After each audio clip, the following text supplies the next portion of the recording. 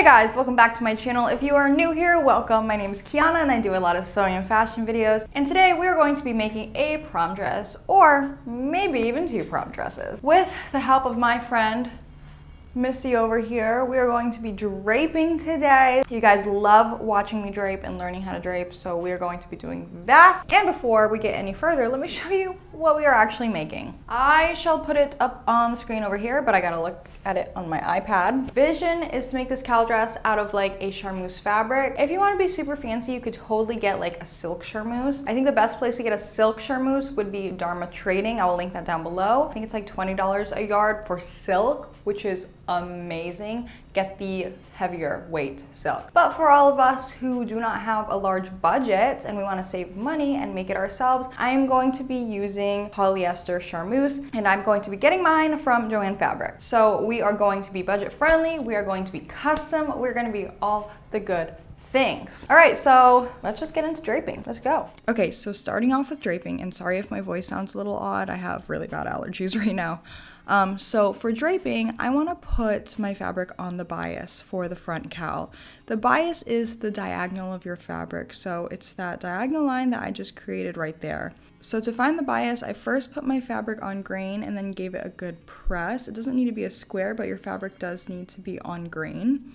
Then I'm going from the edge of the fabric and I'm just creating a little 2-inch square, making sure that that square is directly like straight on. Once I create the square, I'm going to line up my ruler from point to point on the square, and I'm just going to create a diagonal line. And what that does is it ensures that it's literally, that line that we're creating is literally going exactly on the bias, exactly on the diagonal of the fabric. Now, for those of you who are wondering, like, excuse me, I don't even know what you're talking about with this bias junk. Yeah, so let me explain for those of you, because I realized I did not. So with a regular woven fabric, it's not going to stretch at all up or down and left and right, but it is going to stretch on the diagonal of the fabric. And when something stretches like that, it kind of gives the drape a little bit more fluidity. So that's why we're draping the cowl on the bias. Okay, so time for draping. First off, of course, I'm going to tape out my style lines. And you guys know my little hack of using washi tape instead of draping tape because it's not as sticky and it's cheaper and I love it so much. This part's not really necessary where I'm just draping like where I want the straps to be, but definitely drape where you want that neckline to end. Also, I'm going to tape out kind of where I want my cowl to drape.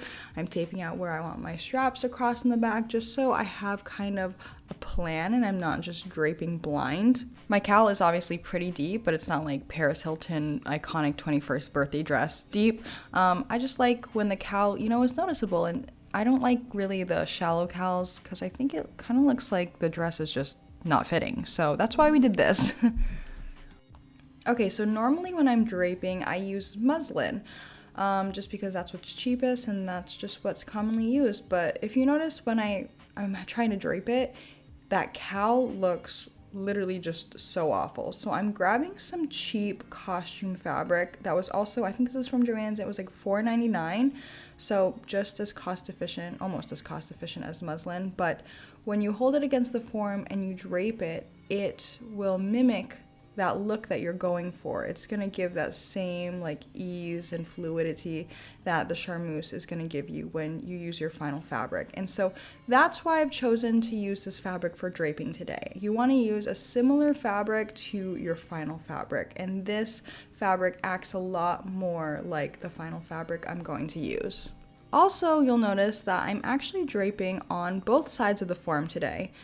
Usually I just drape on the right side of the form and then you just duplicate it for the other side. But for a cowl, you're not going to be able to see where the cowl is draping if you only do halfway of the form. Like, it's just that would not make sense. So you have to drape a full front for the form for this cowl. Draping process is exactly the same though. And also I want you to notice that that line we drew earlier, I drew the same diagonal line on this purple piece of fabric. It's going straight up and down in the center of the form. So I'm paying attention to that grain line, making sure it's going exactly up and down so that our fabric doesn't get off the grain line, off the bias. Same process though, just smoothing it out, placing it where I want to, pinning it, and marking it. I'm making little snips wherever the fabric is creating drag lines and just kind of playing with it. For something like this that's very just fluid, you want to just play around with it. It's not going to come super fast. You want to make sure that you're just going back through that process of pinning, marking, cutting until you've got it completely right. Then after I've taken my fabric off the form, I'm just going to use a pen to kind of true up, blend those lines that I created on the form. And I draped it pretty evenly, so the left and right sides were very, very similar. So I only trued up one side, I marked it, and then I folded it in half and just cut it out so that I could pin it back up on the form. So then I just trimmed that up, cleaned it up a little bit, and then I'm going to place it back on the form so I can start pinning the rest of the dress. So here's what it looks like cleaned up, and wow, we are really getting somewhere. It's looking gorgeous. So the front is actually the only spot that I'm going to put on the bias. I'm going to put all of the other pieces of fabric on the lengthwise grain just because it doesn't need to be on the bias. This isn't a slip dress where it needs to stretch all over your body. I do want it to kind of cinch you in at the waist, and I don't want it to kind of drape and stretch in ways that a normal bias dress would. So that's why I'm putting everything else on the lengthwise grain. For the back, again, same process of just smoothing it out, pinning it up, marking, and then truing the fabric up when you take it off, and then putting it back on the form, and then just repeating that process. So now once the top is done, I'm going to move on to the skirt. The skirt, I usually like to flat pattern, but for this I wanted to show you how you could drape it and how you could kind of just get an idea of how you should be patterning the skirt. So I'm taking just like a squared off piece of fabric, I'm pinning it in the center part of the dress form, and then to create the flare, I'm going to as I'm smoothing it across the waistline, I'm going to drop that line a little bit so that it creates a little flare at the bottom of the skirt. The more you drop the waistline, the more it's going to flare. You don't have to drop it very much to create a flare, but I'm just gonna keep dropping it as I go across the waistline. Here is my drape. So you guys just saw me do the top, and then I went back and I finished the skirt. I didn't do the back because I'm not like actually doing the skirt to like get all of the outlines and stuff. Like I'm more just draping to see how much I want to flare the skirt because that's really easy to do in flat pattern making once I know how much I want it to flare out. I really love this cowl. I like the deep cowl and it's kind of structured. But yeah, so I'm just gonna go and make this drape into a pattern, and then I will come back and prototype. For the prototypes, I'm just going to do, I think, short so we don't waste fabric, because for the long gowns it's gonna be just the exact same thing but long. So I think I'm going to make a short prototype. Let's go prototype and I'll come back. Guys, look at this prototype. It fits, look, snatched in the waist. Ooh, ooh, snatched in the waist. And if it's good up here, if it's good across the back, if it's good, well, I did a short one because I didn't want to waste fabric in case it was bad, but plot twist, it's basically perfect. I'm just gonna use a nicer fabric. However, this fabric's like cute. This fabric is from Michaels. This is the fabric I used for this dress over here that you guys really liked as well. Oh, also I used a white zipper.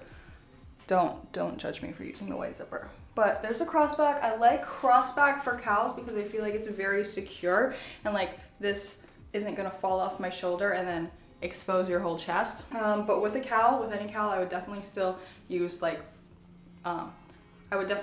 fashion tape so that this doesn't come out, you know? This hits me at the right place. Yeah, basically it's good. I'm just gonna get nicer fabric. Although I'm not gonna get silk, I don't think, because I don't wanna spend money. And I wanna show you guys that you don't need to spend money to create a beautiful dress, because how beautiful is this? What if, okay, how do you feel about this? What if I get white fabric and make a long dress and okay, I'm getting ahead of myself. I was gonna go into like wedding ideas. We're gonna go shop for fabric. I'm going to take you with me and we're gonna go for there. We're gonna go from there.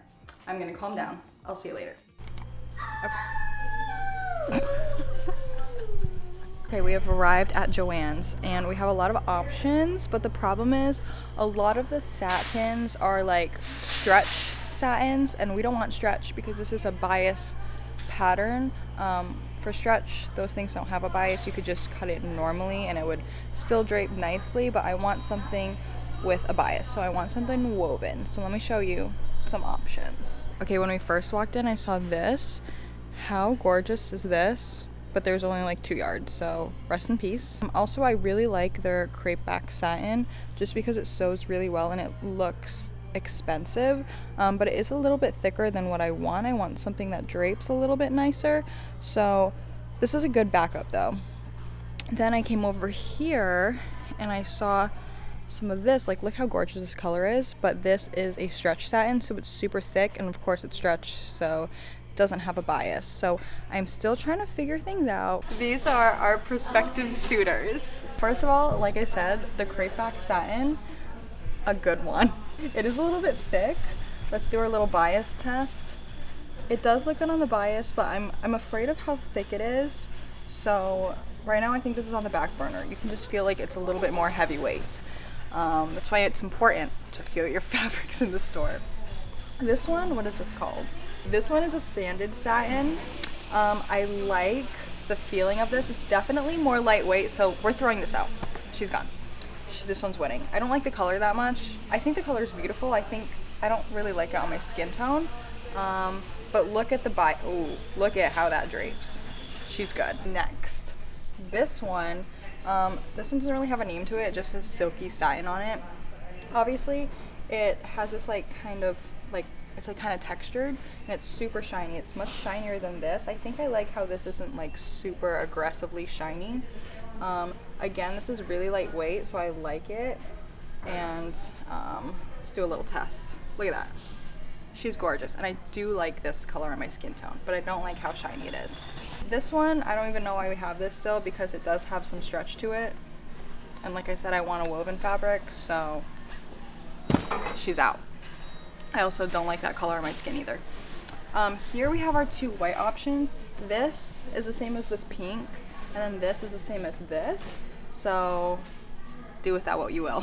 And then lastly, we have this like crepe, this lightweight crepe. You can do the drape test. Look how pretty that is. That's gorgeous. But this one might be a little bit too thin. I don't need it to be satin, but I'm not really sure. I'm not really sure how I feel. So comment which fabric you think I'm gonna choose before moving on. Okay, pause the video if you have not commented which fabric you think I'm gonna choose or which fabric you would like me to choose, because I'm about to show you. Okay, my first choice was that beautiful deep burgundy, because oh my god, it looked so good on my skin tone. Guess what? They didn't have enough. Was I upset? Yes, I was. I mourned it, but now I'm better. And I got my second choice, which was this sanded satin. She's cute. She's cute. I just don't like this color on me. I think it washes me out, but I got this. I got a zipper for it, and I got thread, which is all of the stuff you need for this. You don't need interfacing, you don't need lining. This is gonna be the lining or the facing. This is all you need, and guess how much it cost? Go ahead. Make a mental guess. My total was $42, but I also bought this glitter spray for another project, and that glitter spray was super freaking expensive. That glitter spray was like almost $10. So I spent just over $30 for this entire project, for a prom dress, for a gown. My goodness. When I say run to get the pattern, please run and get the pattern when I release it. Okay, hi, please ignore the fact that I look like this. I'm having really bad allergies. My voice sounds a little bit different too. Allergies, sorry. If you're disappointed that I didn't get the red, because I suspect you might be, because I posted which fabric should I get on TikTok and literally everyone said the red burgundy. Don't worry, I bought it. I went online and I ordered it. So now you'll be getting a pink dress and you'll be getting a red dress. I already made the pattern at this point in time. I've made the full pattern. And I'm doing a short version, a midi version, and a long version, just so you like know where to cut things. I think like a non-slit pink midi version would be gorgeous as like a spring wedding guest dress. I think a long red version with the slit would be a gorgeous prom dress, or like, I don't know, just like black tie event dress. I'm gonna do crossback on the pink for security. I'm going to do a halter neck on the red dress just to add like a little bit more flair and excitement. I'm also gonna make the strap a little thicker in the back to create a beautiful bow.